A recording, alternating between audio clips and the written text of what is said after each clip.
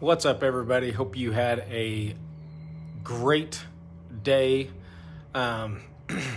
so far, and just wanted to bring you today's Daily Chase. And today's Daily Chase is titled, Can God Interrupt Your Schedule? Think about all the baggage you carry around with you. Ask yourself, is all of this necessary? It may be legitimate, but is still a weight nonetheless. Schedules have become our slave drivers, and we have become must-to-do list addicts. We are afraid to do anything or go anywhere without first checking our phones, our schedules, our calendars, our appointment books, whatever, or the online time management programs, whatever we have working for us and controlling our days and our schedules in order for us to be completely time efficient and effective. Ask yourself, can God interrupt me? Have I made it impossible for the Almighty to get my attention without triggering a major catastrophe or sending fire down from heaven? We need to stay open to divine interruption at any time. Some of the greatest God experiences in our lives can happen when we have something else planned. Pray that when God interrupts your schedule, you will be sensitive enough to realize it is God and obey Him rather than your appointment book or calendar. If you decide to pursue your own agenda instead of Him, don't be surprised if you run into a brick wall and wake up with a headache saying, "Oh God, what went wrong?" His response will be simple. You did. You went wrong when you didn't inquire of me and seek my face. The New Testament portrait of Mary and Martha responding to Jesus' visit to their home in Bethany reveals an important principle at work. Both of them were needed. Mary knew how to minister to the divinity of Christ, and she gave it top priority.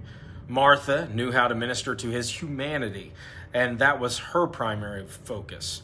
When you get both of these ministries operating in unity in the same house, there is power, yet there must be balance.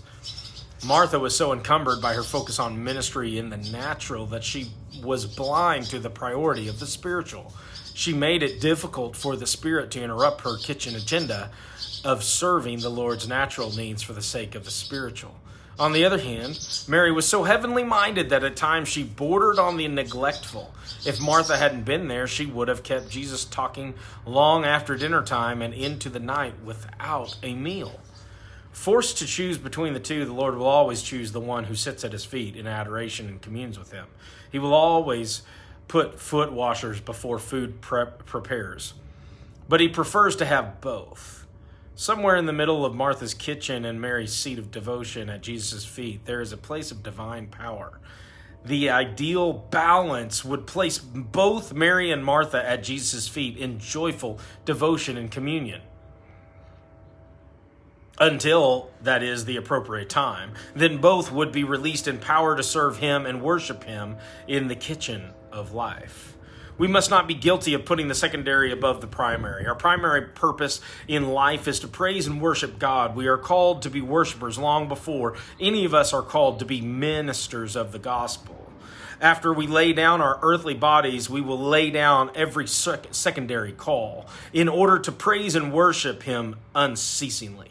It is possible to succeed in the secondary and fail in the primary. But this is not true success by eternity's measure. All of us must deal with this balance between our primary worship calling and our secondary ministry calling.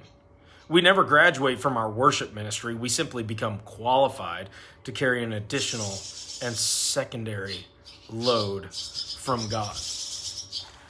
In our day-to-day, this can be summed up as always be progressing in getting better at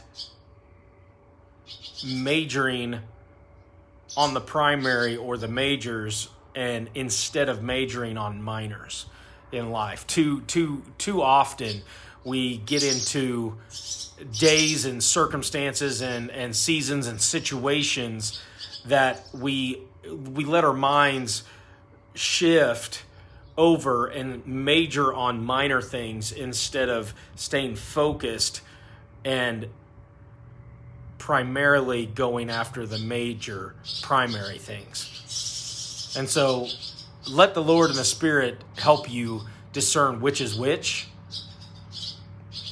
and keep chasing after Him daily and seek His presence, and that His kingdom would advance in your life. Till next time.